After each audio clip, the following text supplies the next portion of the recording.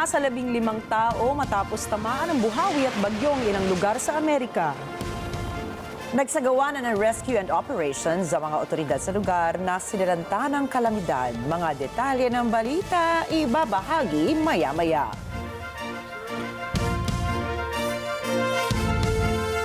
Magandang gabi, ako po si Ricky Mathay. At ako si Nina Richie Alago Flores. Ito ang Mata ng Agila International para naman sa mga headlines ngayong Lunes ng gabi.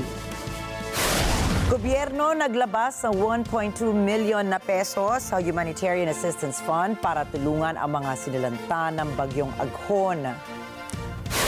Bagyong Aghon papalabas na sa bansa, ilang lugar sa Luzon naka-signal number 1. Nasa 800,000 katao nagsilika sa Bangladesh bilang paghahanda sa pagdating ng buhawi. International Court of Justice inutusan ng Israel na itigil agad ang operasyon sa Rafah. At tuloy-tuloy ang winning streak ng Dallas Mavericks laban sa Minnesota Timberwolves sa likod ni Luka Doncic.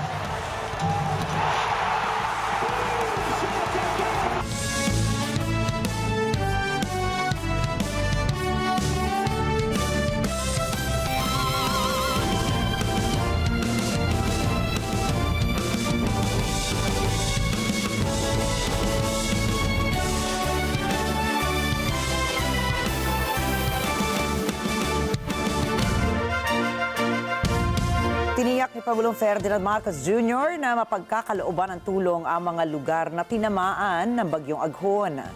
Sinabi ng Pangulo na handa ang gobyernong matulungan ang mga apektadong Pilipino dahil naglabas na ito ng 1 million pesos na halaga ng humanitarian assistance bilang tulong sa mga nasalanta ng kalamidad.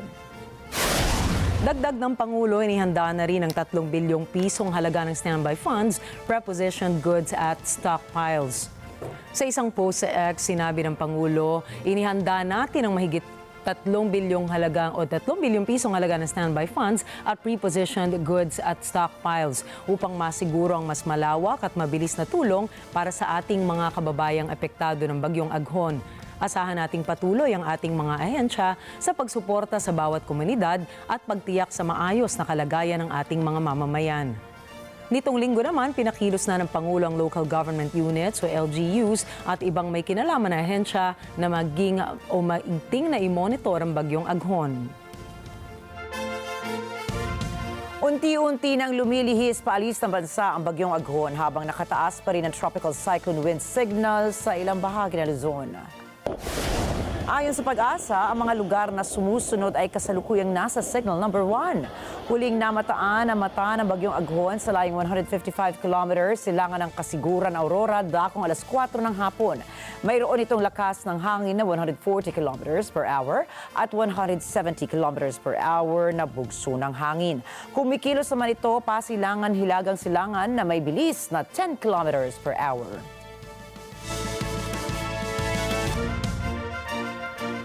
Inirekomenda ng Department of Migrant Workers o DMW sa International Bargaining Forum o IBF ang pagdeklara ng mga lugar na target ng mga pirata bilang warlike o high-risk zones.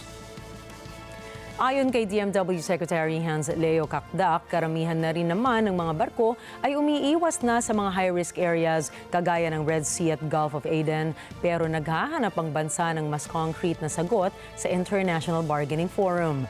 Hindi lang ito para maiwasan ang mga posibleng panganib sa mga lugar na ito, ngunit para rin maiwasan ang pagpapadalas o napapadalas ng pag-hostage sa mga seafarers na ang marami ay mga Filipinos din. Samantala, binigyan diin ni Secretary Kakdak na maaaring pumili ang mga seafarers na huwag tumawid sa mga high-risk areas sa pamamagitan ng paglagda sa right to refuse sailing. Ayon sa DMW data, 25 seafarers na ang lumagda at sila ay protektado na laban sa diskriminasyon at blacklisting. Ang IBF ay binubuo ng International Transport Workers Federation at ang International Maritime Employers na bumubuo ng Joint Negotiating Group. Hindi itinaas ng FIVOX ang tsunami warning matapos ang pagtama ng magnitude 6.6 na lundol sa Tonga. Ayon sa state volcanologists, base sa kanilang datos, walang epekto ang nasabing lindol sa bansa. Tumama po ang naturang lindol dakong alas 4:47 ng umaga nitong Lunes. Hindi rin nagtaas ang tsunami warning ang U.S National Tsunami Warning Centers matapos ang pagyanig ng lupa sa naturang lugar.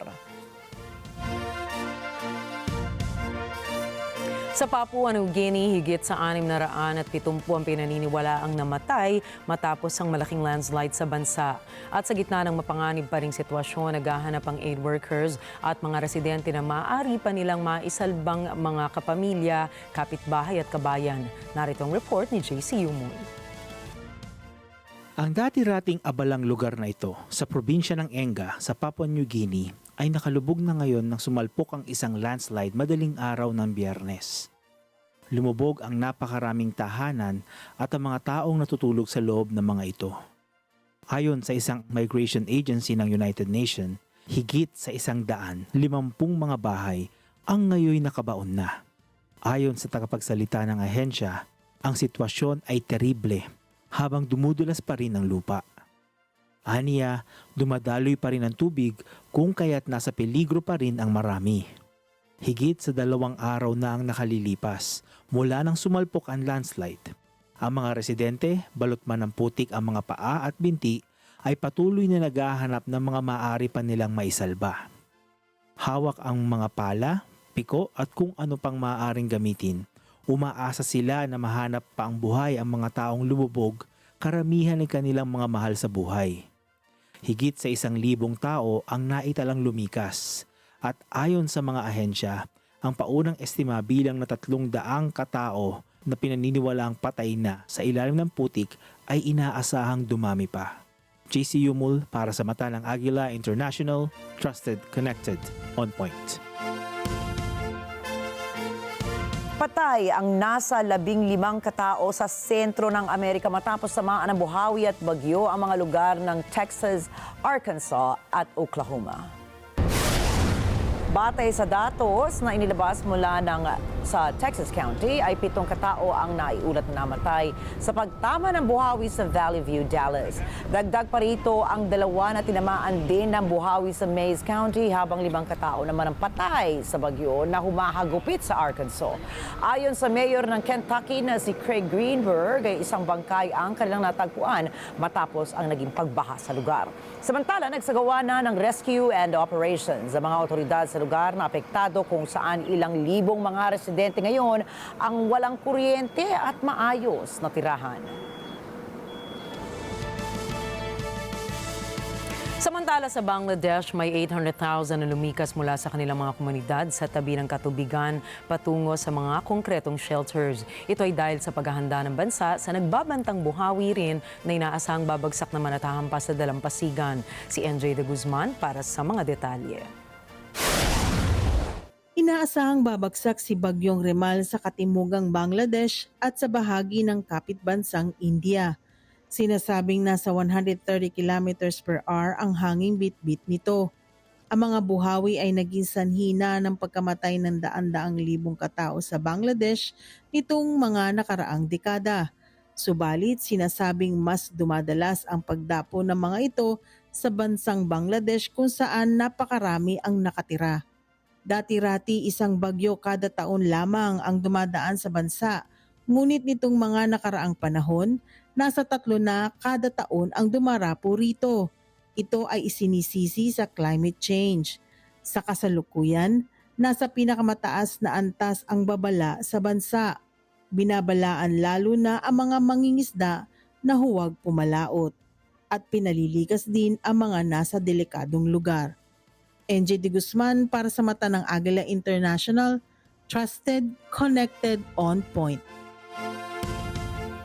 Muling tiniyak ng Department of Agriculture o DA na may sapat na supply ng bigas at stable pa rin umano ang presyo nito. Naganap ang pahayag ng ahensya matapos questionin ng Federation of Free Farmers o FFF ang discrepancy sa datos sa produksyon ng bigas. Gayon din sa inilabas sa inventaryo ng Philippine Statistics Authority o PSA na kung saan ay posibleng nangangahulugan ng manipis na supply sa mga susunod na taon. Subalit nilinaw ni Agricultural Assistant Secretary at Spokesperson Arnel de Mesa na lahat ng datos na ginamit ng DA ay base sa official figures mula sa PSA kung saan ay mayroong 1.64 million na toneladang inventaryo sa unang kwarter ng taon. Gate din ng kalihim na ayon sa pagtaya ng ahensya, mayroong 60 hanggang 69 na araw na rice stock inventory sa pagtatapos ng unang kwarter. Nananatili din stable anya ang retail price ng bigas sa pagitan ng 48 piso hanggang 53 piso kada kilo para sa well-milled rice. Samantala, nasa 50 hanggang 52 piso naman ang prevailing price nito. Samantala, asahan ang dagdag presyo sa produktong petrolyo sa susunod na linggo. Ayon sa advisories ng mga oil industry firms, parehas aakyat ng 40 sentimos ang kada litro ng gasolina at diesel.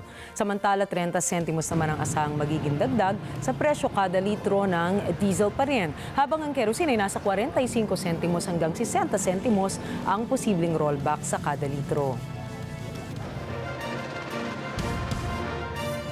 Inanunsyo ng Department of Foreign Affairs o DFA na target ngayon ng Pilipinas na mapalakas pa ang ugnayan ng bansa sa mga African countries.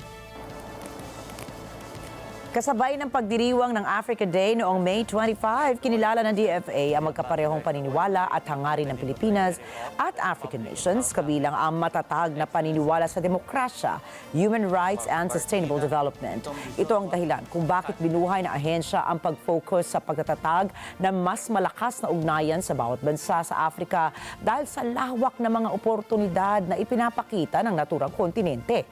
Kaugnay po nito, ibinunyag ni Foreign Affairs Secretary Enrique Manalo na ngayong 2024 ay matutunghayan ang palitan ng pagbisita ng senior officials mula sa magkabilang panig sa layuning magkaroon ng concrete results sa iba't ibang areas of cooperation. Ang African Day ay isang paggunita rin sa pagkakatatag ng Organization of African Unity noong taong 1963, isang mahalagang araw sa kasaysayan ng kontinente na sumisimbolo sa pagkakaisa ng mga bansa dito at para sa independence nila. The beautiful host country. Susunod, Japan, South Korea at China nais i-denuclearize ang buong Korean Peninsula. Nauseda tuloy ang pangalawang termino bilang presidente ng Lithuania. At ICJ iniutos ang pagpapatigil ng militar na operasyon ng Israel sa Rafah. Mga detalye ng balita sa pagbabalik na mata ng Agila International.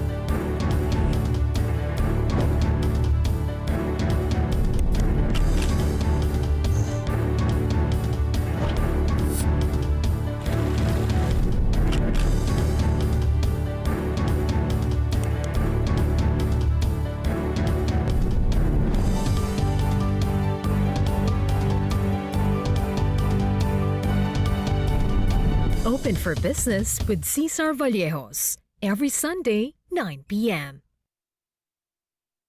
Let's get together. Sunday 25. Sunday 25. Magpahinga muna sandali at alamin ang dapat nating gawin ngayong tag-init. Iwasan ang mahabang pagkababad sa init, lalo na sa tanghali. Magsuot ng mga damit na gawa sa cotton na makakapagbawas ng init sa katawan at ng mga protective gears tulad ng sunglasses at sombrero. Magdala ng payong lalo na sa mainit na panahon. Ugaling uminom palagi ng tubig. Tayo na't magpalamig muna, kasama ang Net25.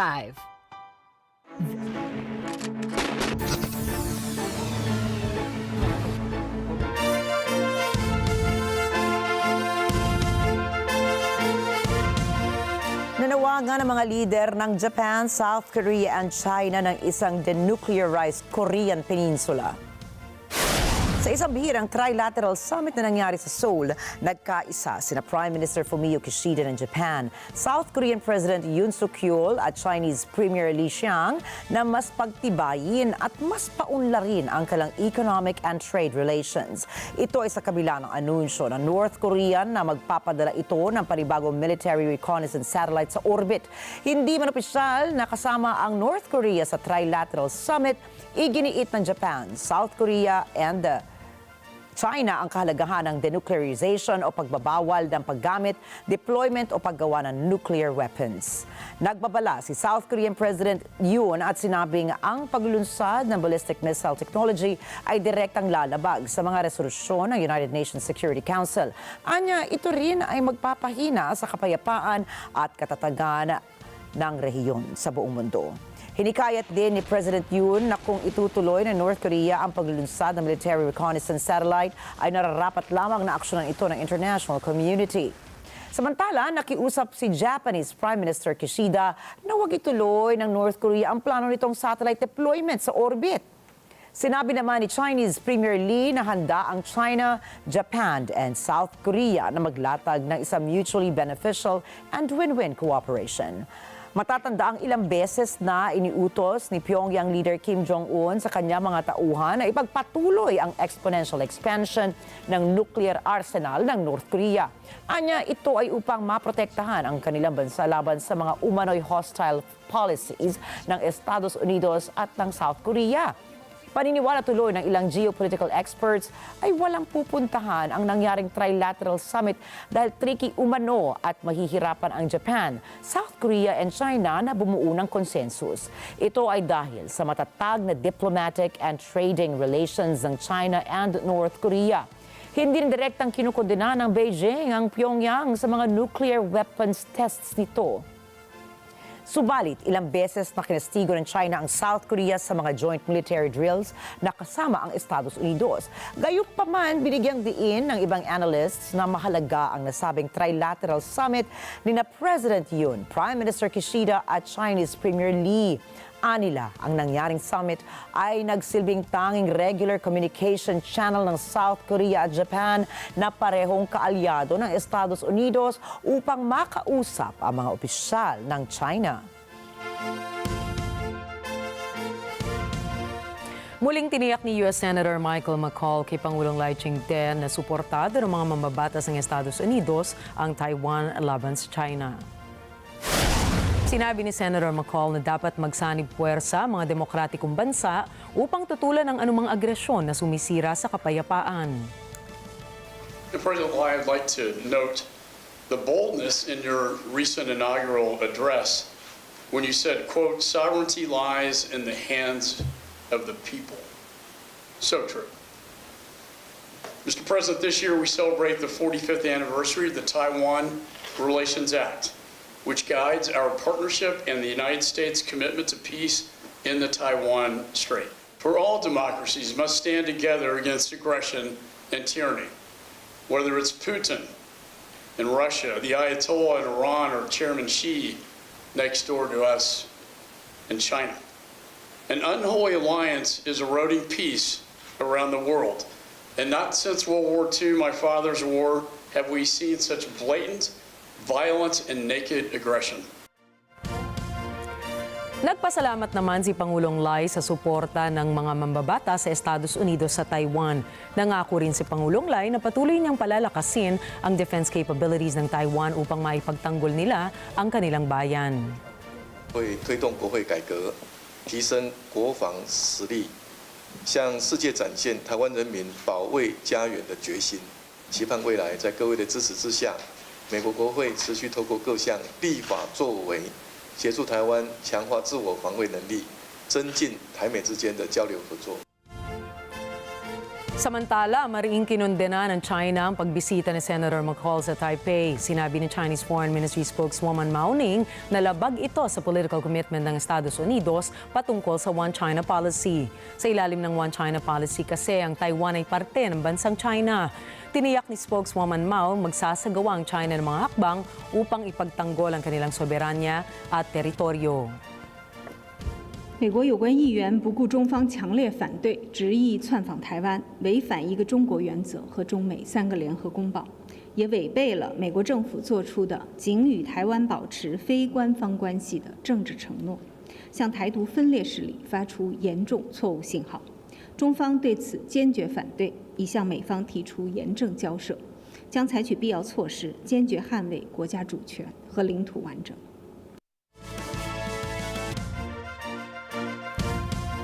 Inakusahan ng North Korea ang Estados Unidos at South Korea ng pagsasagawa ng aerial espionage sa paligid ng kanilang peninsula.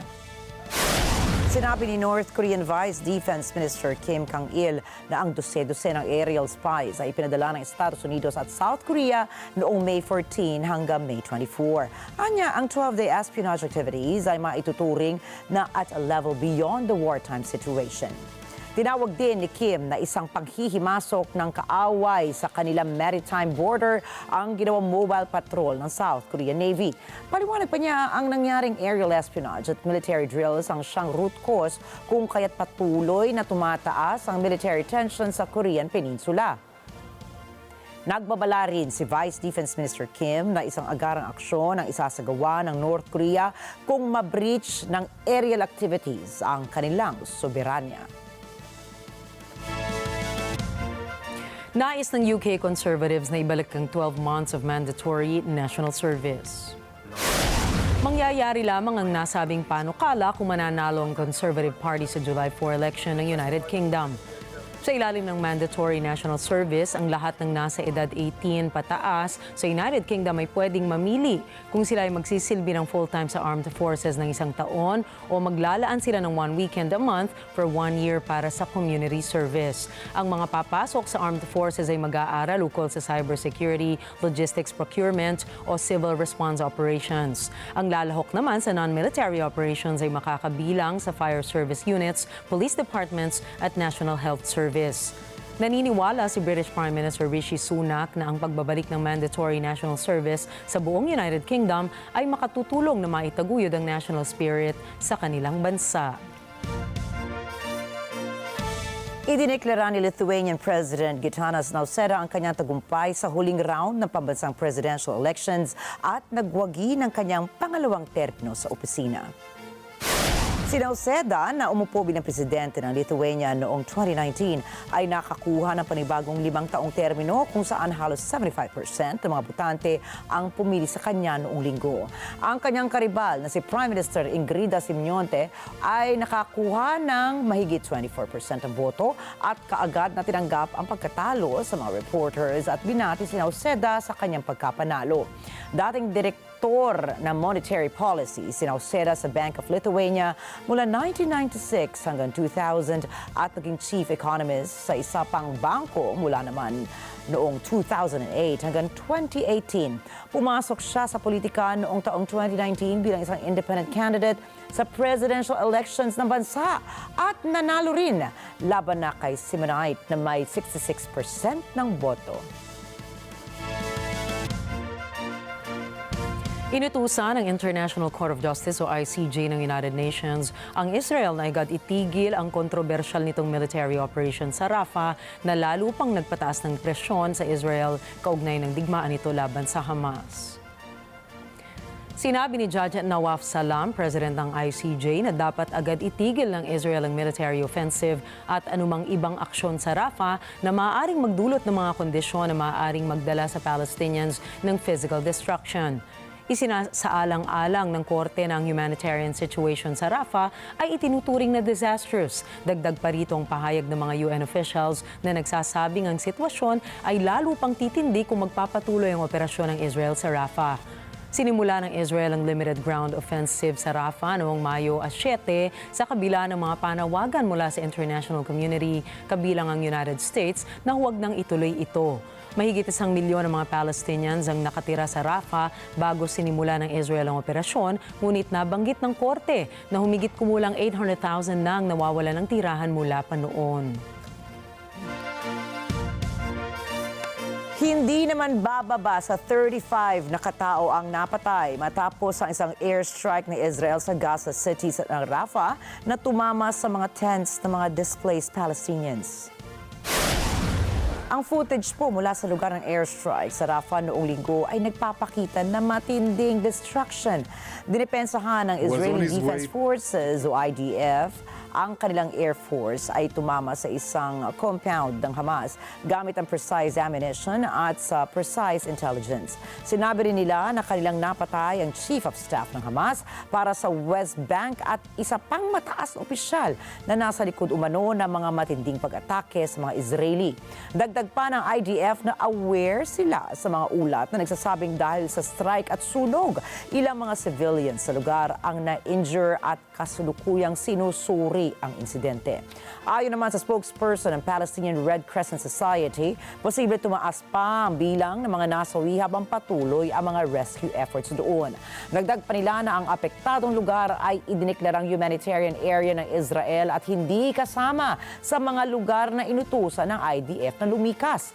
Inilarawan ng senior Hamas official na si Sami Abu Zuri ang pag-atake sa Rafah bilang isang massacre at sinisisi ang United States sa pagtulong sa Israel dahil sa pagbibigay nila ng mga armas at salapi.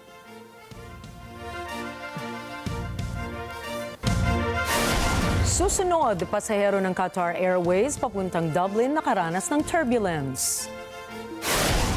At abangan ang isang bagong microsurgery robot.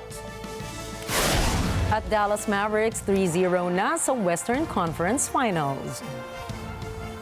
Yan at iba pang mga balita sa pagbabalik ng Mata ng Agila International.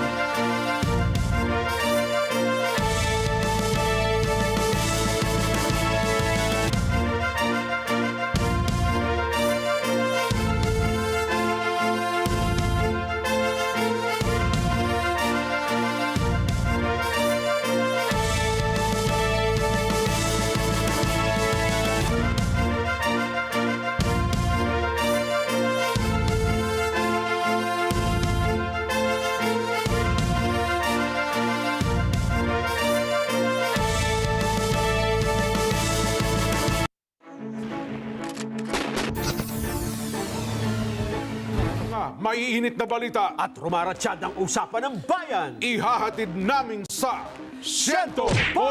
100% ang pagbabalita. 100% talakayan! Lunes hanggang Biyernes. Alas 5 hanggang alas 7 ng umaga. Live na live sa Radyo Agila 1062 Mega Manila. At sa Net 25.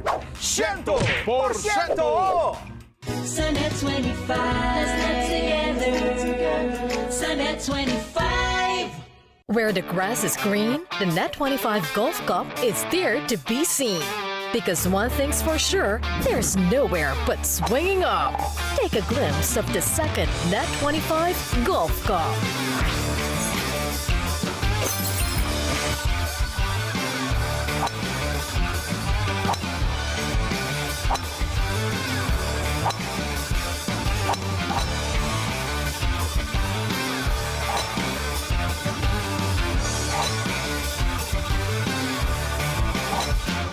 Let's play golf together soon with Net 25.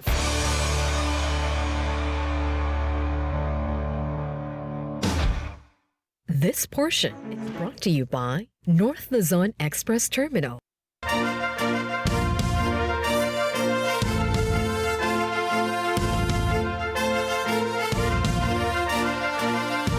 Nagbabalik ang Mata ng Agila International. Sa pagpapatuloy ng ating mga balita ngayong gabi, sugatan ang 12 pasahero na sakay ng biyaheng Doha patungong Dublin matapos itong makaranas ng turbulence. Ayon sa Dublin Airport Operator, nakaranas ng di inaasahang turbulence ang Qatar Airways Flight QRO 17 ilang minuto matapos nitong maglanding. Dagdag pa nila na ang mga sugatan ay nahahati sa 6 na pasahero at 6 naman mula sa crew members. Nagpapagaling naman ngayon sa ospital ang 8 sa mga biktima. Samantala, ayon sa tagapagsalita ng Dublin Airport Authority, patuloy silang magbibigay ng tulong sa mga pasahero at mga trabahador na apektado ng insidente. Binanggit din nila na tuloy pa rin ang biyaheng QR018 pabalik, ngunit asahan ang pagkaantala sa oras ng pag-alis. Sa Mexico, halos 50 katao na ang namamatay dahil sa sunod-sunod na heatwave simula pa noong Marso. Nagbabala na ang mga siyentipiko na paparating ang mas mainit pang temperatura. Narito ang report ni Jeff Sanidad. Simula noong Marso nitong taon, nakapagrehistro ng may 48 pagkamatay dahil sa heatwave ang Mexico at higit sa 750 katao naman ang nagdanas ng iba't ibang sakit dahil din sa sobrang init. Inilarawan ni Mexican President Andres Manuel Lopez Obrador na bukod tangi ang init ngayong taon. Ito anya ay nakalulungkot na natural phenomenon dulot ng climate change. Dagdag pa ng Pangulo, ang mataas na temperatura at kakulangan ng hangin ay nagpapalala ng suliranin sa polusyon ng lungsod ng Mexico. Ang kabisera dati-rati ay may katamtamang klima at iilang bahay lang ang gumagamit ng air conditioner. Subalit ayon sa National Weather Commission, umaabot na sa 34.3 degrees Celsius ang temperatura rito. Samantala sa San Luis Potosi, nasa halos 50 degrees Celsius na ang init. Nagbabala ang mga siyentipiko ng National Autonomous University na marami pang records ang mababali sa darating na 2 linggo. Jeff Sanidad para sa mata ng Agila International. Trusted, connected, on point. Patay naman ang nasa 14 na katao matapos pasabugan ng Russian missiles ang isang DIY hypermarket sa syudad ng Kharkiv sa Ukraine. Kita sa CCTV footage ang ilang sandali bago tamaan ang gusali ng missile. Ayon po sa emergency services na rumisponde sa nasabing insidente, nasa 200 parokyano at 15 staff ang pinaniniwalaang nasa loob ng hypermarket nang maganap ang pag-atake. Ayon sa lokal na ulat na pinaulanan daw ng 2 Russian-guided bombs ang bubungan ng hypermarket. Batay naman sa isang post ng Russian source, tinawag ito na isang military base with weapons ang naturang gusali. Dagdag pa rito na nagtayo ng military camp umano ang Ukraine sa palibot ng pamilihan. Pumasok ang isang police SUV sa isang ospital para magsagawa ng arrest operation sa isang suspect na nangmolestya umano ng isang doktor. Naganap ang Bollywood-style na pag-aresto sa emergency ward ng All India Institute of Medical Sciences. Kita sa video ang paghawi ng mga pulis sa mga pasyenteng nakahiga sa mga stretcher para tuluyang makapasok ang sasakyan. Ayon sa lokal na ulat, inaresto ang isang nursing official sa 3rd floor ng pagamutan. Kinilalang suspect bilang si Satish Kunar na kinalaunan ni nasuspinde at nasibak sa pwesto sa ospital.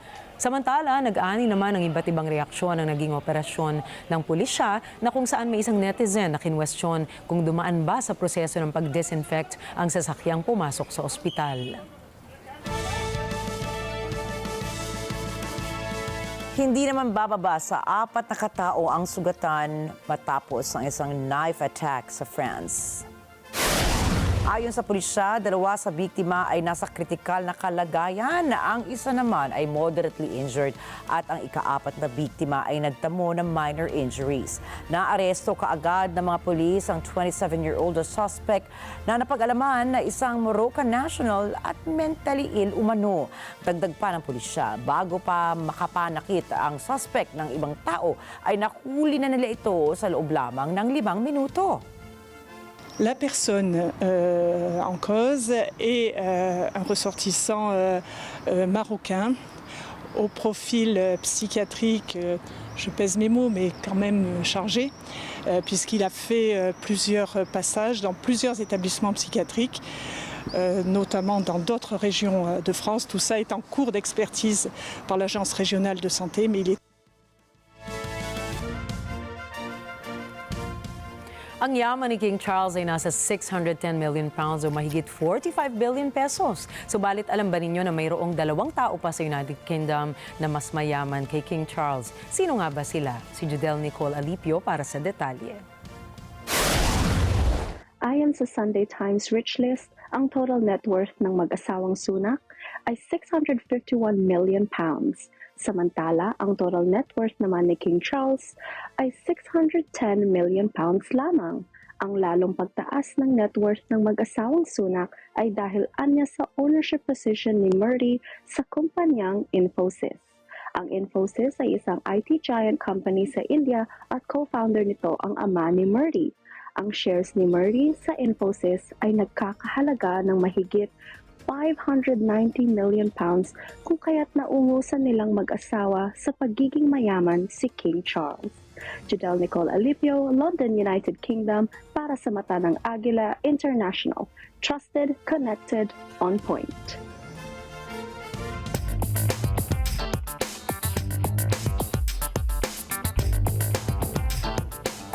Ang unemployment rate ng South Africa ay isa sa pinakamatataas sa mundo. Kung kaya naman ito ay isang mainit na isyong politikal bago ang pangkalahatang halalan sa susunod na linggo. Si NJ de Guzman para sa karagdagang detalye. Milyon-milyon sa South Africa ang namumuhay sa kahirapan. Noong 2008, ang kawalan ng trabaho ay nasa 20%. Ito ay noong ang populasyon ng bansa ay wala pang 50 million. Ngunit ngayong nasa 62 million na ang naninirahan dito, 33% na sa kanila ang walang trabaho.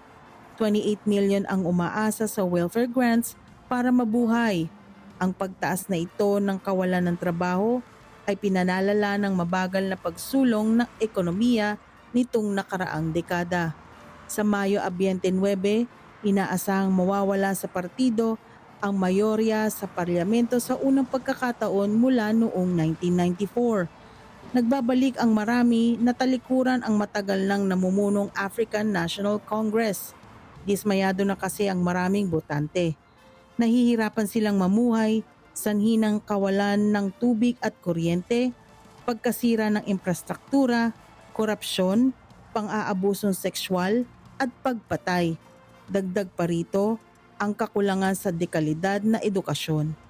NJ de Guzman para sa mata ng Agila International, trusted, connected, on point. Haharap ang transportation company na Uber sa isang multi-million-dollar case na isasampa sa ngalan ng halos 11,000 drivers ng Black Cab sa London. Alamin po natin ang detalye mula kay Leslie Borbon. Nagrereklamo ay nag-aakusa upang makakuha ng lisensya para mag-operate sa lungsod. Sinadya ng Uber na i-mislead ang Transport for London o TfL tungkol sa paraan kung paano gumagana ang kanilang app. Sinabi ng litigation firm na RGL Management na ang hinihinging halaga ay hindi bababa sa $313.97 million at may potensyal na makakuha ng $31,39,000 bawat isang taxi driver. Ang kaso na ito ay nakatuon sa mga operasyon ng Uber sa London mula Mayo 2012 hanggang Marso 2018. Sinabi rin ng TfL na layunin ng Uber na iligal na kunin ang negosyo mula sa mga umiiral na driver ng Black Cab. Sa loob ng ilang taon, ang Uber ay humarap sa maraming challenges sa London, pati na rin sa iba pang mga lungsod sa buong mundo. Nitong simula ng taong ito, pumayag ang Uber na magbayad ng $177.7 million upang magsettle ng isang demanda sa Australia. Samantala, noong Disyembre 2023, nanalo ang Uber sa isang demanda na isinampa laban dito ng 2,500 taxi drivers sa France. Ito po si Leslie Borbon para sa mata ng Agila International. Trusted, connected, on point.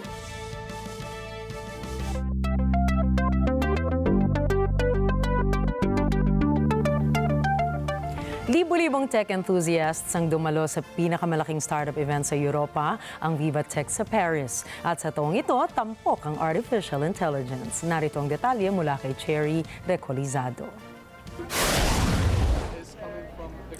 Ginaganap ng 4 na araw ang Viva Tech event na nasa ika-8 taon na.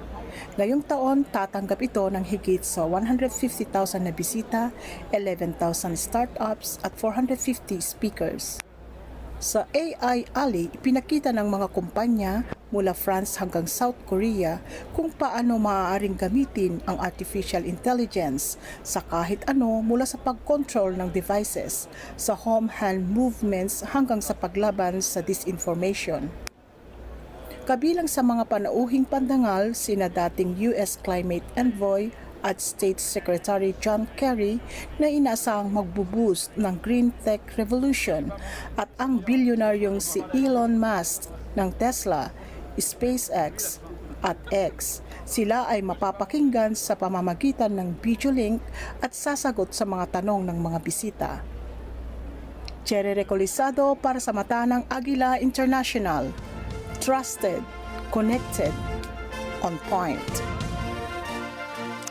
Wala kang masasabi dito kundi amazing dahil sa naglabas ng bagong microsurgery robot ang Sony Research and Development. Itinanghal ng Sony ang premier robot nito sa pamamagitan ng pag-opera sa isang mais. Kitang-kita po sa video na tinatahi ng robot ang kernel ng isang mais para mabuo ito ng maigi. Pinaaandar ng isang taong surgeon ang robot gamit ang isang joystick habang suot ang isang 4K microdisplay Google para makita ang live feed ng isinasagawang operasyon. Ayon sa Sony, ang bagong robot ay nakadisenyo upang gamitin sa iba't ibang pasilidad at surgical scenarios. Dagdag ng kumpanya na naging matagumpay ang mga unang naging test sa robot, partikular na ang naisagawa sa Aichi Medical University.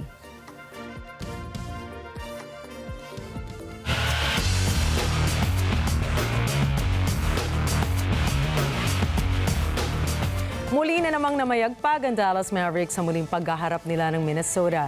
Hindi na ito pinalampas ng tambalan ni Luka Doncic at Kyrie Irving matapos masungkit ni Anthony Edwards at ng Timberwolves ang una nilang panalo sa kanilang home court. Si Vin Pascua para sa detalye. The Gafford screen against Gobert, tailed by McDaniels. Gafford! Up high, down hard, and a foul! Isang panalo na lang ang Dallas Mavericks para sumampa sa NBA Finals. Matapos na mag-deliver muli ng solid performance sina Luka Doncic at Kyrie Irving. Nag-combine for 66 points sina Doncic at Irving para manalo ang Mavericks kontra sa Minnesota Timberwolves 116-107 sa Game 3 ng West Finals patungo sa isang tumataginting na 3-game lead. Tinapos ng Mavs ang laro sa isang 14-3 scoring run sa huling 5 minutes ng laro. Sa second quarter, malakas na tumama ang likod ng ulo ni Mavs rookie Derek Lively II sa tuhod ni Timberwolves big man Karl Anthony Towns habang nag-uunahan para sa rebound. Kung kaya't nilabas ang reserve center at hindi na siya nakabalik sa laro. Nagtapos siya ng may 6 points, 3 rebounds, 2 assists at 1 block. Umayuda si TJ Washington ng 16 points kasama na rin ang tie-breaking 3 noong 3 minutes 38 seconds na lang ang natitira sa laro. Mula roon, nag-take over na ang Mavericks All-Star duo nina Doncic at Irving. Pasok ang tira ni Doncic sa lane na sinundan ng jumper ni Irving fading left. Sunod ay binigyan ni Doncic ng alley-oop dunk si Daniel Gafford para sa 113-105 lead. 34 seconds na lamang ang natitira. Dinagdagan pa ito ng momentum killing block ni Gafford kay Mike Conley. Kinapos ang 26 points ni Anthony Edwards para sa Wolves habang natapos si Towns na may 14 points pero wala itong ipinasok sa 8 3-point attempts. Wala pang NBA team na nakakaahon mula sa 3-0 deficit para agawin ang serye. Sa Dallas pa rin gaganapin ng Game 4 ng Western Conference Finals. Para sa Balitang Sports, Vin Pascua para sa mata ng Agila International. Trusted, connected, on point. At walang bibitiw, abangan ang iba pang mga nag-iinit na balita dito lamang sa mata ng Agila International.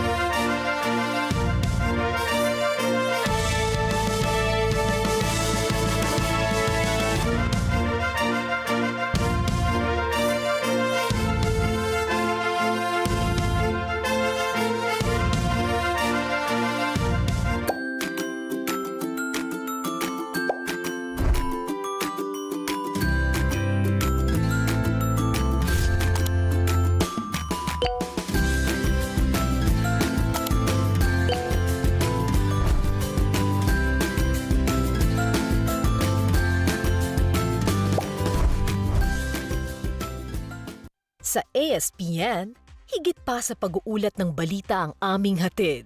Naman ang Pangulong direktiba sa kanyang talumpati sa... Dito ang mga isyu ay hinihimay at pinag-uusapan. Credibility nitong Agent Morales na ito ay questionable. Ang opinyon ng masa ay inaalam at pinupulsuhan.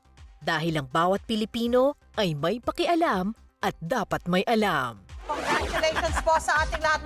Maraming salamat sa inyo. Ano sa palagay nyo? 8 a.m. to 10 a.m. Lunes hanggang Biyernes, dito lang sa Net 25. Let's net together sa Net 25. Sa Net 25. This Sunday on Cine Throwback. They say that I was born the coldest day on earth. They say that I was born with a frozen heart. Some might even say I was carried at womb's length. There are 3 rules that whatever happens, you must not forget. Never touch the hands of my heart. Yes, I know. Yes, but what else? Keep your temper under control. And rule number 3 is when you don't know, and by far the most important, whatever else you do, you must never, ever fall in love. Straight in the eye, all I see are stars. This Sunday, 12 p.m. here on Net 25. Let's net together sa Net 25. Sa Net 25.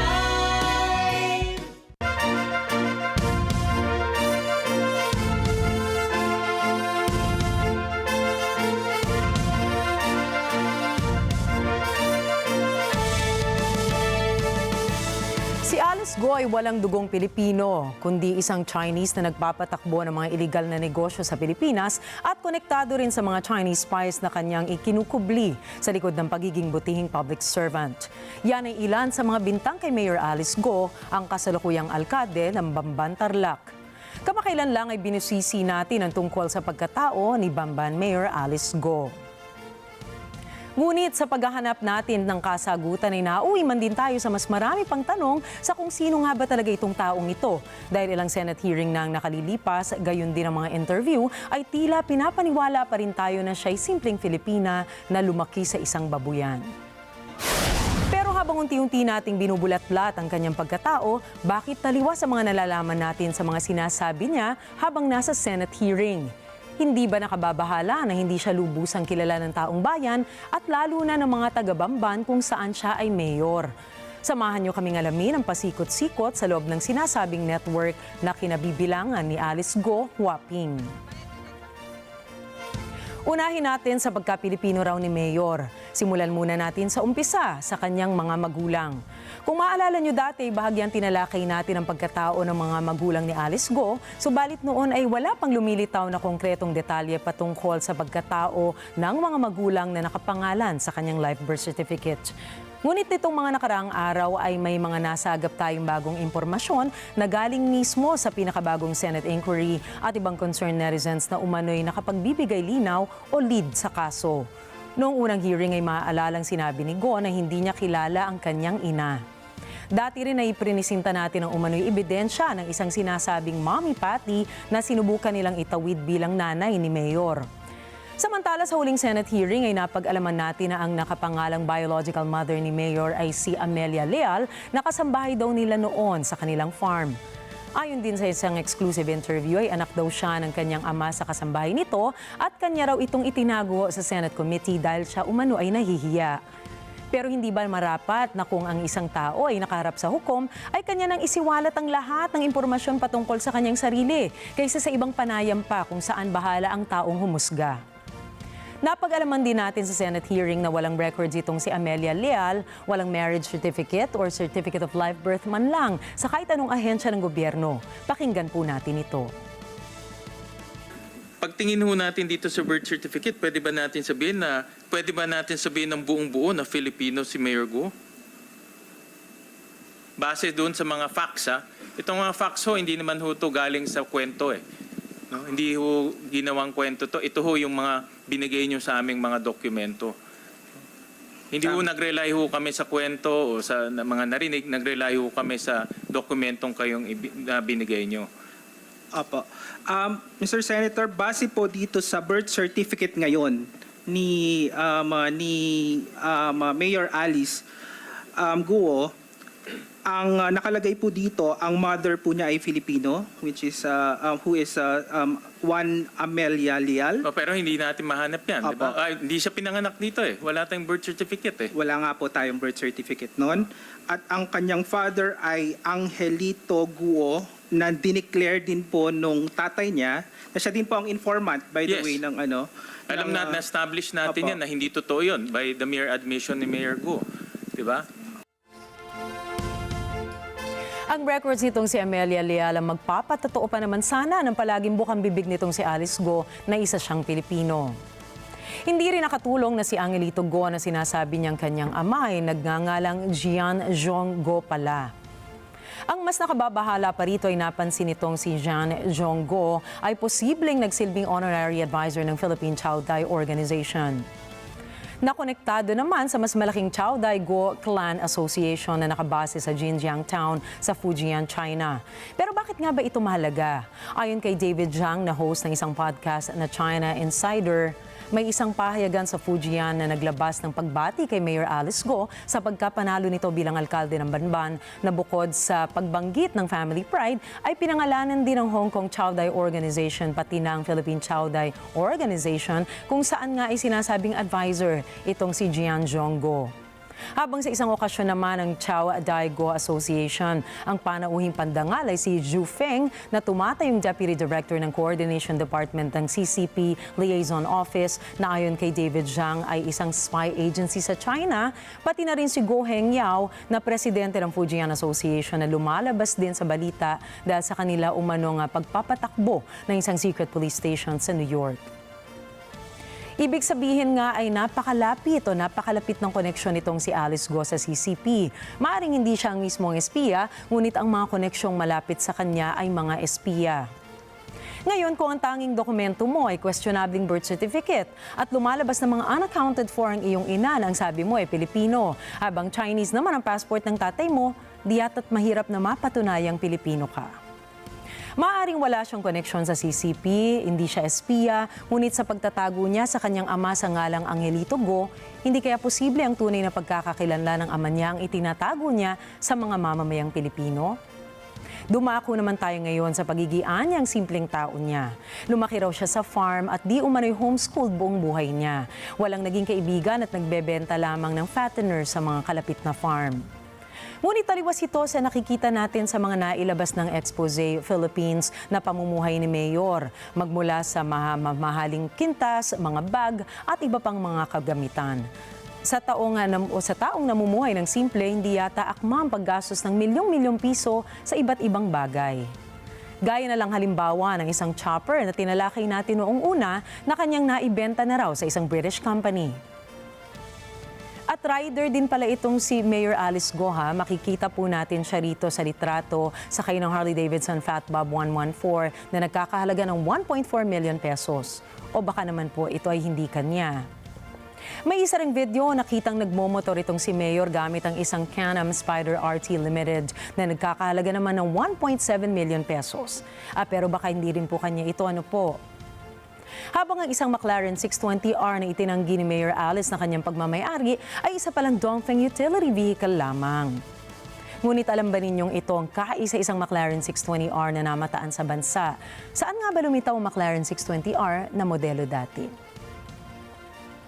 Ngayon, maaari ngang nagsimula ang negosyo ni Go sa isang simpleng babuyan, ngunit nakalimutan man din niyang ilabas ang iba't iba pa niyang negosyo. Sa dami ng negosyong lumutang ay ang burdahan at QJJ meat shop lang ang kanyang idineklara noong unang Senate inquiry na para bang tipid na tipid ang inibahagi o binahagi niyang impormasyon. Ano negosyo ng tatay mo sa China? Fabrics po. Ano po? Fabrics, tela. Fabrics. Opo, may Magkano embroidery din kinikita po. niya? Your Honor, hindi na po niya natidisclose po sa akin. Okay, magkano binibigay sa'yo ng tatay mo? Sino mo nagbibigay ang tatay mo sa'yo? Opo, nagbibigay po siya sa akin. Umpisa po, 14 years old po ako. Every now and then po, nagbibigay po siya sa akin Magkano ng pera. binibigay sa'yo? Minsan po, 500,000, minsan 1 million, minsan 2 million. Gaano kadalas Depende yung po. 500,000? Gaano kadalas yung sa million? Your Honor, as much as ayaw ko po talaga sagutin yung hindi ko po alam. Pero hindi naman po siya, hindi po siya in a regular basis po. Gaano kadalas siya magbigay? Since 14 years old ka? Apo, since 14 years old po ako. Negosyante ka na no? 14 years old ka? 14 years old po, nagtatrabaho na po ako sa farm. Noong kalaunan ay sinabi niyang tinutulungan siya ng tatay niyang magsimula ng sarili niyang negosyo. Ang totoo, marami pong pinasukang negosyo itong si Mayor bago pumasok sa serbisyo publiko, ngunit hindi raw lahat ito ay kumikita. Aba, masasabing tunay siyang pinagpala sa kanyang ama dahil sa kabila ng mga negosyong anya ay hindi kumikita, lubos pa rin ang suporta nito sa kanya. Tinulungan pa rin po siya ng tatay niya sa kanyang mga nais na pasuking negosyo. Kung sa bagay, sino nga ba namang ama ang ayaw makitang magtagumpay ang kanyang anak? Dito, merong Amelia Leal. So posible si Amelia Leal hindi rin totoong tao. Maaari po. Correct? Opo. So tatlo na. Si Amelia Leal hindi totoong tao, hindi Filipino ang tatay niya, hindi kasal yung, siyempre hindi kasal kasi hindi totoo, no? Diba? So, pwede ba natin ulit sabihin itong birth certificate? Sabi nyo kanina, irregular. So, pag irregular siya, hindi natin pwedeng gamitin ito as para basehan sa anumang dokumento.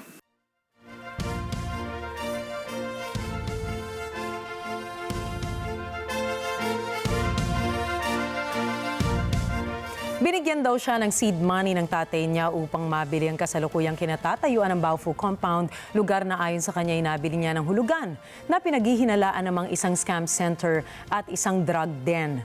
Na base sa pagsisiyasat ay hindi siya isang investor lamang, kundi tumayong presidente rin noong bago siya manalo bilang mayor. Ang nakadidismaya rito ay ang mismong mga kasosyo niya na sina Wang Jiang, Lin Baoying at Zhang Ruijin.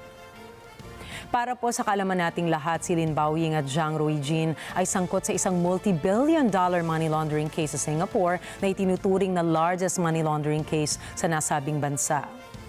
Naayon din sa mga investigador kasama sa nasabat na ari-arian ni Zhang na mga Chinese bank accounts at Chinese company shares at trade assets ay ang share sa isang Philippine real estate development company. Bagay na ayon kay Go ay napag-alaman lang din daw niya noong Senate hearing. Sa kaso naman ni Wang Jiang na kasalukuyang hindi mahanap na otoridad ay may mga interesanteng panayam si Mayor patungkol sa kasosyo niyang ito. On record, partner mo isang fugitive. At I think, gusto ko, Madam Chair, to ask AMLAC si Attorney Adrian Arpon, looking at itong circumstance, is this a classic case of money laundering? Attorney Arpon. Sir, good afternoon. With your indulgence. Sir, possible po. In fact, our office is now investigating this and gathering intelligence information. In the financial statements, wala doon eh. Ang pera galing, ewan ko galing saan, baka China, diretso ka agad, 6.1 billion pesos sa contractor. Bakit tila kumpiyansa si Mayor Alice na ipatawag ang kanyang business partner na mismong pao kay hindi ito matunton? Ano ang posibilidad na nakakausap pa niya ito? Mahirap ng paghiwalayin ngayon ang pagkatao ni Mayor Alice at ang kanyang network dahil bukod sa pumasok siya sa negosyo kasama ang mga ito, siya pa ang tumayong representative ng Hongsheng at presidente ng Baofu. Siya rin ang taong nag-apply ng law o letter of no objection para makapag-operate sila sa Bamban. Natawag din ang pansin ng Anti-Money Laundering Council o AMLAC dahil hindi nagtatama itong testimonya ni Mayor sa kanyang salin. 1.2 million pesos lang umano ang pumasok na pera sa Baofu, ngunit 6.1 billion pesos ang kinailangan para maipatayo base sa independent investigations. Ang lahat ng mga nabanggit ay taliwas sa sinasabing simpleng buhay na pinalalabas ni Mayor Alice Go. Magmula sa maraming negosyo, undeclared assets, helicopter, luxury vehicles, ultimong designer clothes at bags, maaaring hindi siya nagdedeklara ng kanyang tunay na kayamanan o kaya naman ay hindi dumaraan sa legal na proseso ang perang pinaiikot niya. Samantala, balikan po natin ang Baofu Compound. Ang parehong Baofu Compound na nagpapasok sa mga wanted criminals for fraud, gambling, and money laundering. Ang parehong Baofu Compound na kinasasangkutan umano ng patong-patong na human rights abuses at human trafficking violations. Ang parehong Baofu Compound na 1.2 million pesos lang ang pinasok na kapital, ngunit ilang bilyong piso ang kinailangan para maipatayo. Ang pareho pa ring Baofu Compound na pinayagang mag-operate mismo ni Mayor sa likuran ng kanyang baluarte na halos bakuran lamang ang pagitan. Kung sakali namang clueless nga itong si Mayor sa di umanong mga kahina-hinalang kaganapan sa likuran ng kanyang bakuran, hindi kaya ito dahilan para mag-alala ang mga tao ng Bamban dahil ito ay malinaw na pahiwatig ng kapabayaan at dahilan upang questionin kung karapat-dapat pa ba siyang manatiling alkalde roon. Sa kahuli-hulihan, ang husgado po at hindi tayo ang hahatol kay Mayor Alice Go base sa mga nakalap na impormasyon sa kanya at sa kanyang mga gawain. Ngunit kung napag-alaman nga natin na marami siyang mga anomalyang kinasasangkutan, hindi ba't ito'y isang malaking banta sa serbisyo publiko? Sa iba pang balita, dumako naman po tayo ngayon sa Belgium. Nako, nakadisplay po ngayon doon ang isang bihirang halaman na kilala dahil sa malabasurang amoy nito. Ano nga ba itong halamang ito? Alamin po natin sa report ni Chantel Santos. Ang Arum Titan plant ay may taas na 2.17 meters. Ang bulb nito ay may timbang na lampas 100 kilo. Bukod sa nakalululang taas at timbang, ang halamang ito ay saksakan ng baho. At sa bibihirang panahon ng pamumukadkad kada ilang taon, ang ilan sa kanila ay nakadisplay ngayon sa Mais Botanical Garden sa Belgium. Ipinaliwanag ni Manon Van Hoy ng Mais Botanic Garden kung bakit sadyang may amoy na hindi maganda ang halamang ito. Ito anya ay dahil sa pollination process ng mga insekto. Ayon kay Van Hoy, kaamoy ng halaman ang basurang naiwan sa ilalim ng araw ng ilang oras. Ngunit para sa kanya, ang halamang ito ay tunay na nakakabilib. Moi, je trouve toujours que c'est vraiment un miracle parce qu'elle est très grande, elle est impressionnante. La forme est architecturale, donc il y a vraiment comme ça la forme avec la ligne. J'adore la couleur et j'adore aussi l'histoire qui est derrière, donc qu'elle est en danger, que nous on a la protection. Donc je suis toujours un peu émue et toutes les gens qui travaillent ici sont toujours elle est en fleurs, tout mais vraiment toujours très, un peu émue quoi, voilà. Para sa mga bisita ng garden, nakamamangha na narito ngayon ang kakaibang halamang ito. Ah, mais la dimension est extraordinaire. Et puis la rareté aussi, hein, c'est une plante très rare. Et puis le fait qu'elle fleurit seulement tous les entre 3 et 6 ans ou 7 ans, donc c'est très rare. Donc que des équipes de botanistes aient réussi à la reproduire comme ça en serre chez nous, c'est exceptionnel, hein? C'est une plante rarissime, donc voilà. Il est splendide. Je ne savais pas qu'il était si grand que ça. Mais au fait, je dois revenir un peu plus tard parce qu'il n'est pas encore tout à fait ouvert. It's amazing to see that.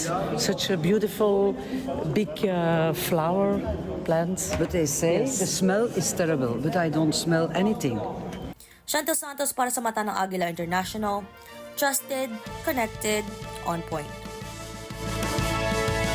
Kakaibang floral scent yan. Ayoko na nga ng floral scent kung ganun. Amo na, next. Anyway, tandaan niyo po na narito kami para maghatid ng balita sa amang dako ng mundo. Muli ako po, si Ricky Matay. At ako naman si Nina Richie Alagaw Flores at itong Mata ng Agila International. Para sa balitang nangyari sa iba't ibang panig ng mundo, punta naman po tayo kay Alma Angeles para sa Net25 World News. Take it away, Alma.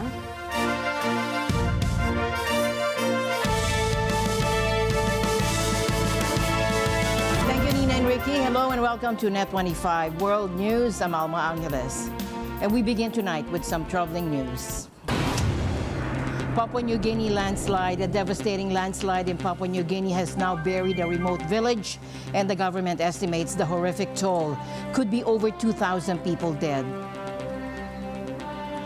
Now, for a positive development, there are positive signs emerging from Northeast Asia following a historic trilateral summit in Seoul. South Korean President Yoon Suk-yeol announced a joint declaration between South Korea, Japan, and China.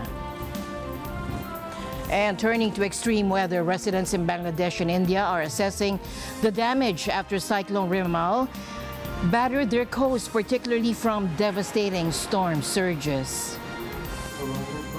And Indonesia's Mount Ibu continues to erupt, spewing a massive ash cloud 6 kilometers high, and this is the latest in a series of nearly 100 eruptions since the beginning of the year.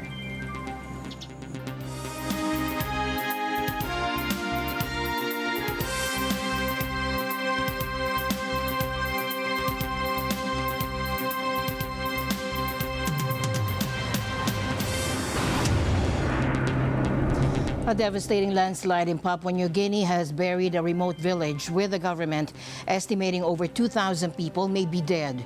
The disaster struck early Friday morning in Enga province when a section of Mount Mongalo collapsed, smothering homes and their occupants.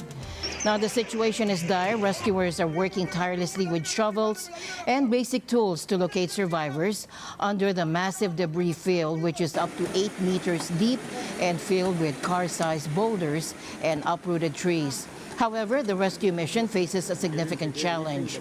The mountain continues to move, and UN Migration Agency official Seren Aktropak described a terrifying scene. He said the landmass is still sliding and rocks are falling from the mountain. And he said streams of water are flowing through the debris and cracks are appearing in the surrounding land. This, Aktropak warned, might trigger a further sliding, posing a serious risk both to rescuers and people living in the area. He added that his colleagues had to flee falling rocks at the site over the weekend. Heavy rains in recent weeks are believed to be a contributing factor. Papua New Guinea experiences some of the world's heaviest rainfall, and research suggests climate change may be increasing the risk of landslides in this region. Papua New Guinea has appealed for international help. The UN is coordinating an emergency aid meeting to organize a response. And the government is also facing challenges in accurately determining the death toll, as the area has seen an influx of people displaced by recent tribal violence. China has already offered assistance, and the international community is expected to follow suit. 中方非常关注巴布亚新几内亚恩加省发生山体滑坡，造成重大人员伤亡。我们对遇难者表示哀悼，向遇难者的家属和受灾人员表示诚挚慰问。习近平主席已经向达达埃总督发去了慰问电。中方将根据巴新方的需要，为巴新救灾和灾后重建提供力所能及的帮助。我们相信巴新人民一定能够战胜困难，早日重建家园。 Nearly 1 million Bangladeshis scrambled for safety in concrete shelters as Cyclone Rimal, packing winds of up to 90 kilometers per hour, slammed into the country's low-lying coast. Julian Bokayan for the report. And here's an update. Residents are assessing the damage after Cyclone Rimal battered the coasts of Bangladesh and India, particularly from devastating storm surges. While the cyclone has weakened, the danger isn't over. Storm surges caused significant flooding in low-lying coastal areas, and villages were swamped, homes destroyed, and embankments breached. This is a critical reminder of the dangers of these powerful storms pose, especially for those living near the coast. Earlier reports indicate at least 10 people were killed and thousands of homes were destroyed by the fierce winds and crashing waves. Cyclone Rimal reached peak wind speeds of 111 kilometers per hour. Thankfully, nearly 1 million people needed warnings or heeded warnings and evacuated to shelters, escaping the worst of the storm surge. However, the situation remains serious. Many areas are still experiencing heavy rain and wind as residents begin to clean up. Authorities are urging those in affected areas to stay vigilant and follow instructions from local officials. Forecasters have predicted gusts of up to 130 kilometers per hour, with heavy rain and winds also lashing neighboring India. Authorities have raised the danger signal to its highest level. Meteorologists fear the cyclone could unleash a storm surge of up to 4 meters above normal astronomical tide, which can be dangerous. Most of Bangladesh's coastal areas are only a meter or two above sea level, and high storm surges can devastate villages. At least 800,000 Bangladeshis have fled their coastal villages. And more than 50,000 people in India have also moved inland. আমাদের কাঁচাবাড়ি এই ঝড় আসছে ছেলেপুলে নিয়ে আমরা চলে এসেছি স্কুলে আর আমাদের বকখালির কাছাকাছি বাড়ি Authorities have set up about 4,000 cyclone shelters along the lengthy Bangladesh coast on the Bay of Bengal. The country's 3 seaports and the airport in the second largest city of Chittagong have been closed. India's Kolkata airport closed Sunday, while the Indian Navy readied 2 ships with aid and medical supplies for immediate deployment. While scientists say climate change is fueling more storms, better forecasting and more effective evacuation planning have dramatically reduced the death toll. Julian Bukayan for Net 25 World News. Indonesia's Mount Ibu continues to erupt, spewing a massive ash cloud 6 kilometers high. And this is the latest in a series of nearly 100 eruptions since the beginning of the year. The eruption occurred early Monday morning on Halmahera Island, and authorities report ash raining down on surrounding areas and rumbling sounds near the volcano. Mount Ibu is currently the highest alert is at the highest alert level, and officials are urging people to stay outside the designated exclusion zone, which ranges from 4 to 7 kilometers from the crater. This isn't the first major eruption for Ibu this year. Just a few weeks ago, it sent a similar-sized ash plume into the sky. As a reminder, Indonesia sits on the Pacific Ring of Fire, making it prone to frequent volcanic activity. Last month, Mount Ruwang in another province forced thousands to evacuate after multiple eruptions. In another news update, a powerful magnitude 6.6 earthquake shook the Pacific nation of Tonga, according to the USGS. The U.S. Geological Survey reported a 6.6 magnitude earthquake in Tonga with no tsunami threat. The quake hit near Nuku'alofa, causing no immediate damage. The Pacific Tsunami Warning Center confirmed no tsunami risk. Tonga, part of the seismic Ring of Fire, is used to earthquakes. The Ring of Fire is a region known for its intense tectonic activity extending from Southeast Asia across the Pacific Basin. And now to the aftermath of a series of devastating tornadoes and extreme storms that have wreaked havoc across the central United States. Jane Kathleen Gregorio reports. Rescue efforts continued throughout the weekend, and hundreds of thousands of customers sat in the dark after the storms struck the Southern Plains region beginning late Saturday. In Texas, 7 people died after a tornado ripped through a region north of Dallas. The twister destroyed homes and a gas station and overturned vehicles on an interstate highway. I got an alert on my phone, tornado warning, so I decided to leave my house and come to the corner store here and wait it out just to see what, just feel it out. And there was a lot of cars starting to pack up, and I was like, well, I don't think this is a good place to be. So I decided to move a mile up the road, and that's when all the wind happened, and it was just horrible. And coming back to this location right now for the first time, knowing that I was just here and it's all destroyed is mind-blowing. In Oklahoma, at least 2 people died after a tornado hit Mays County late Saturday. And in Arkansas, storms in the early hours of Sunday left 5 people dead. As far north as Indiana, extreme weather delayed the start of the Indianapolis 500 for several hours Sunday, with fans asked to exit the bleachers and seek shelter. A crowd of 125,000 had been expected for the race, one of the most emblematic car races in America. As the storm system moved across the country, the power went out for nearly 500,000 customers in states stretching from Texas up to Kansas and east to Ohio and Kentucky. Tornado alerts remained active in several places on Sunday. Jane Kathleen Gregorio for Net 25 World News. Positive signs in Northeast Asia following a historic trilateral summit in Seoul. South Korean President Yoon Suk-yeol announced a joint declaration between South Korea, Japan, and China. President Yoon emphasized the importance of building trust and understanding between the 3 nations. The leaders agreed to work towards a more transparent and predictable trade and investment environment, along with establishing a secure regional supply chain. They'll also collaborate on tackling environmental challenges.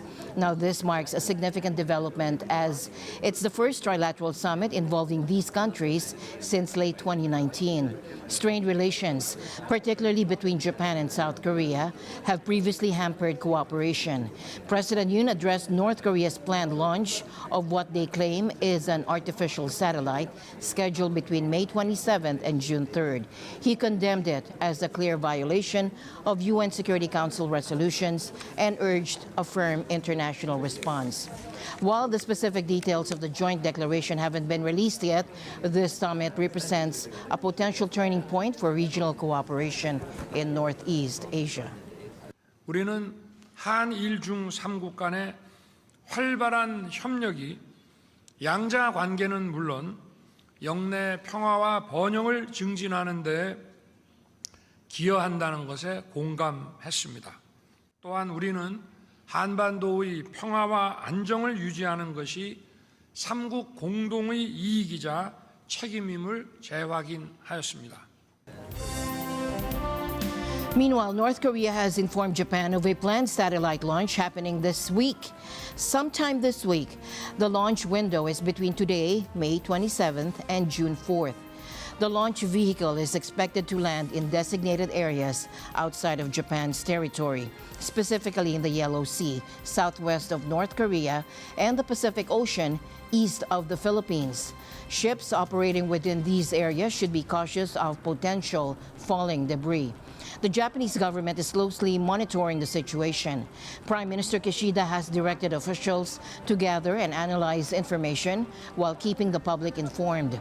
Japan is cooperating with the U.S. and South Korea, urging North Korea to act with restraint. 北朝鮮が人工衛星の打ち上げを予告したことに関し、仮に発射を強行すれば、国連安保理決議に違反するものであり、強く中止を求める旨、述べました。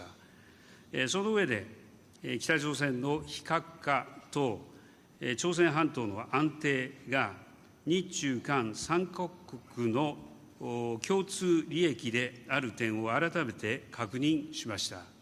During a meeting in Seoul with South Korean and Japanese leaders, Chinese Premier Li Chang urged all parties involved to exercise restraint on the Korean peninsula. 中方一贯致力于维护半岛和平稳定，推动半岛政治解决进程。我们也希望相关方保持克制，防止事态进一步复杂化。 Coming up, the Hamas-run health ministry in Gaza reports that at least 35 people have been killed and dozens more injured in an Israeli airstrike on Rafah.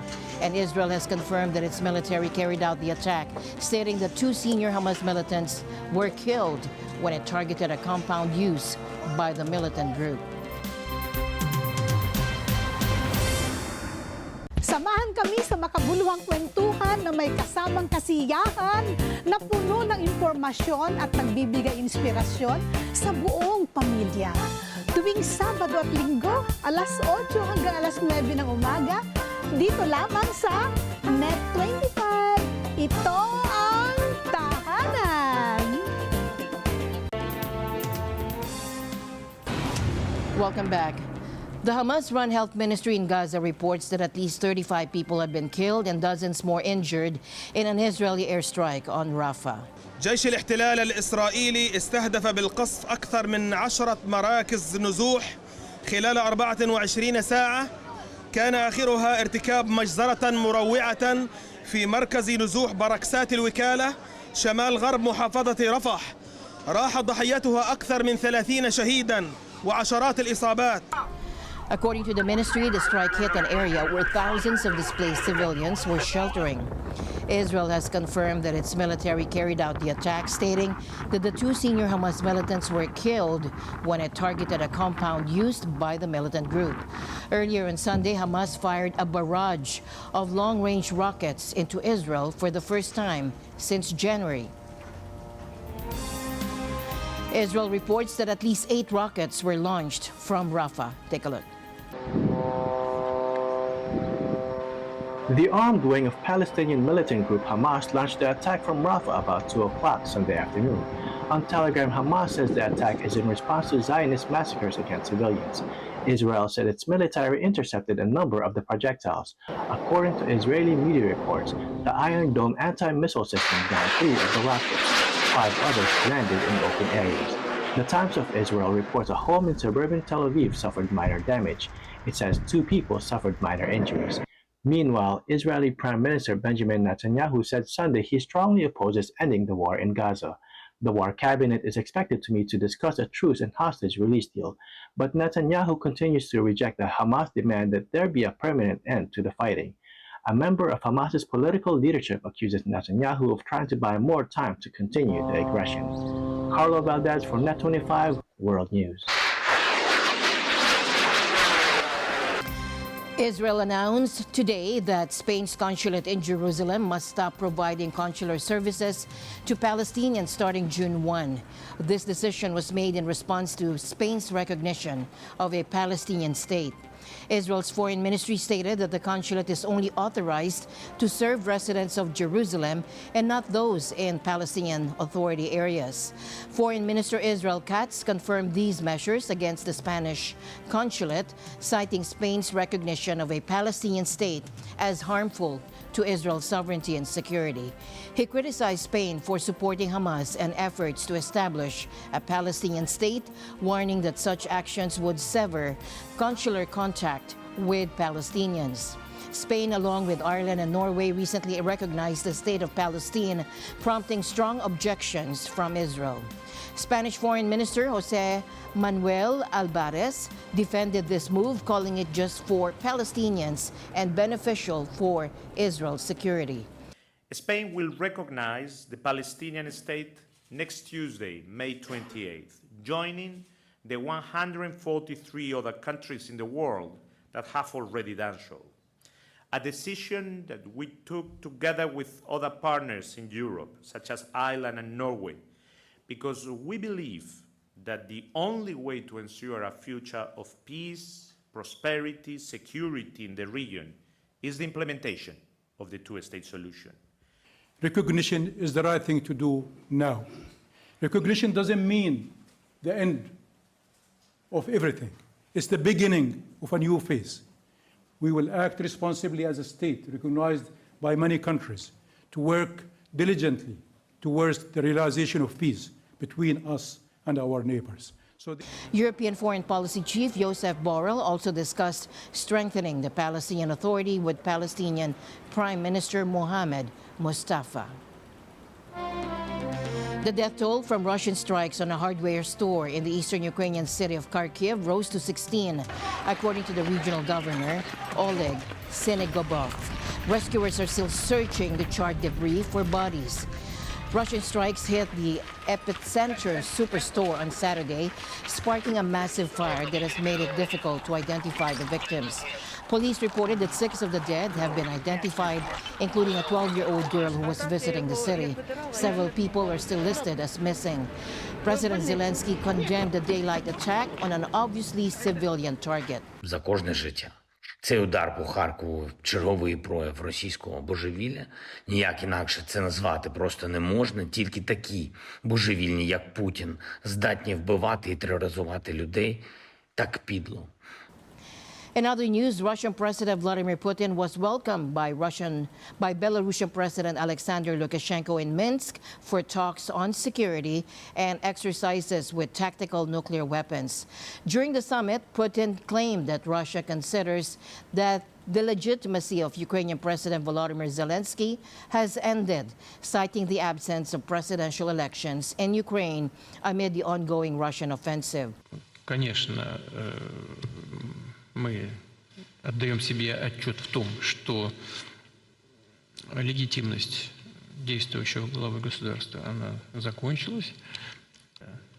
Исхожу из того, что мирные переговоры должны быть возобновлены, и не с помощью ультиматумов, а с помощью здравого смысла.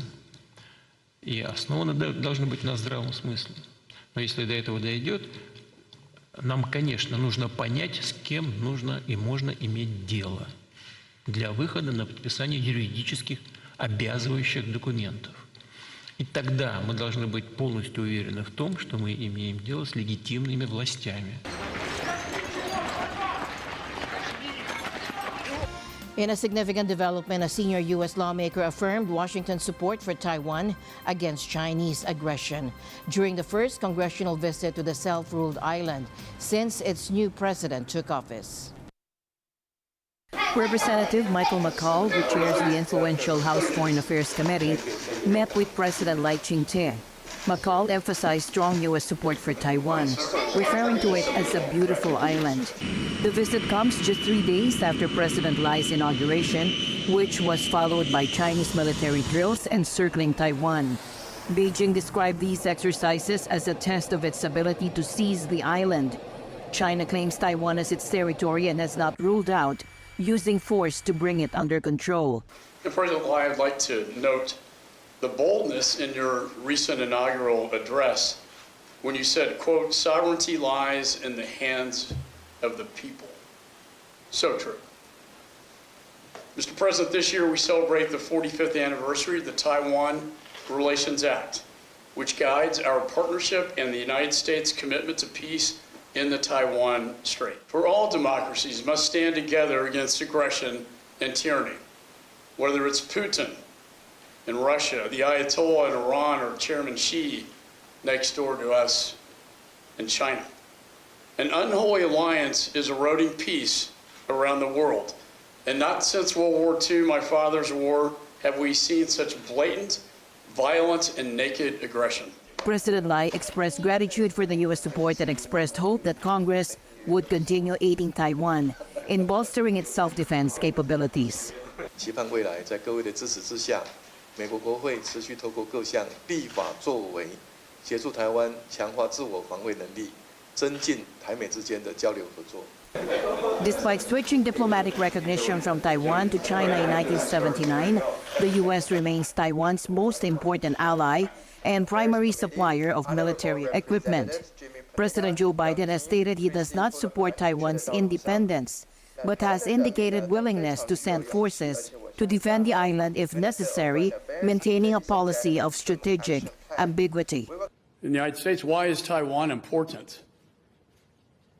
It's the people, it's democracy, it's freedom, it's a prosperity, it's what you bring in science and technology, in innovation, and it's because the people of Taiwan are just like the people of the United States.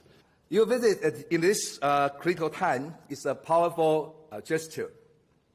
It's a powerful display of the strong bipartisan support of Taiwan in the United States. It's also an important gesture of solidarity that shows America stands firmly with democratic Taiwan. Tensions rise in the East China Sea as Japan reports a record number of Chinese ships spotted near disputed islands. Japanese officials say Chinese government vessels have been sailing near the islands for 158 days straight. Japan Coast Guard patrol ship spotted 4 vessels which belong to China Coast Guard. passing the area, and which means that for the 158th straight days, the Chinese vessels were confirmed, and which is longer than the 157th days in 2021. Navigating in or infiltration into territorial waters is serious issue. These islands, called Senkaku by Japan and Diaoyu by China, are a long-standing source of friction between the two nations.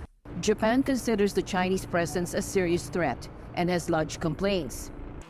So in these waters, always we deploy the Japan Coast Guard vessels, which outnumber the other size vessels, to ensure that we have the fully ready security. And at the diplomatic levels, we always communicate our position. Especially when intrusion into territorial waters happens, then both at Tokyo and Beijing, regardless of time, we have always lodged powerful protest against China. Prime Minister Kishida raised concerns with his Chinese counterpart over the weekend. And yesterday there was bilateral summit with China, and Prime Minister Kishida communicated serious concern from Japan to Premier Li Jian, and we will stay on alert and do our utmost in security efforts around Senkaku Islands, and we will stay firm and calm toward China. This comes amid efforts to improve communication with a military hotline established last year to prevent accidental clashes. Fed up with tourists, thousands of people protested in Palma de Mallorca against over-tourism. The demonstration comes just ahead of the summer vacation season. Thomas I. Likeness reports. An estimated 10,000 people took part in the demonstration in Mallorca. A smaller protest took part in neighboring Minorca. Tourism is a big source of revenue for the Spanish Balearic Islands. It contributes about 45% of the gross domestic product. But locals say it's too much of a good thing. They say more than half the rental properties on the island are used by vacationers. They add that locals simply can't afford them. Protesters marched through the center of Palma carrying placards that read, "Mallorca is not for sale," and "Enough mass tourism." One 25-year-old protester says residents feel like strangers in their own home. She adds, everything on the island seems to be geared to attracting tourists. She says it's difficult to lead a normal life. Gent que Mallorca està saturada, que és molt difícil fer vida normal, que la joventut no se pot emancipar, que se fan dues feines o més i no se pot pagar un lloguer, que els preus de lloguers ocupen més del 60% del sou de la gent, que les entitats juvenils i la cultura popular s'està quedant sense espais, tot s'està turistificant, tot se ven a preu d'or, i ens sentim que ens fan fora de casa, ens sentim estranys a casa nostra. Protesters want to stop people who have not lived on the island for more than 5 years from buying property, and they also want more controls on holiday rentals. The Balearic Islands are Spain's second most popular tourist destination. Last year, nearly 14.5 million people vacationed there. But it was no holiday for the island's permanent residents. Thomas I. Likeness, Net 25 World News. And that's all for tonight. Remember, the world keeps spinning, so stay informed and stay safe. We'll see you back tomorrow, right here on Net 25 World News. I'm Alma Angeles. Good night.